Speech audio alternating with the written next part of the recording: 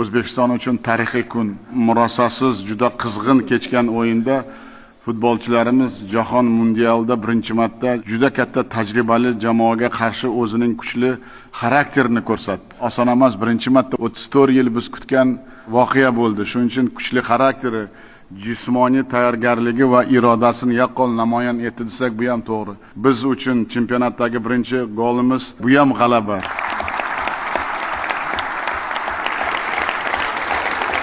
Bir narsani aytmoqchimanki, biz vatanparvar va fidoyi yoshlarimiz bilan faxrlanamiz va ular hozirgi O'zbekistonda haqiqiy qahramonlari. Hali oldimizda juda ko'p imkoniyatlar borligini o'zlaring ko'rdilaring. Farzandlarim, qahramonlarim ko'p narsaga qodir ekanliklarini ham bildirdi. Shuning uchun faqat omad tilaymiz biz. Olg'a O'zbekiston.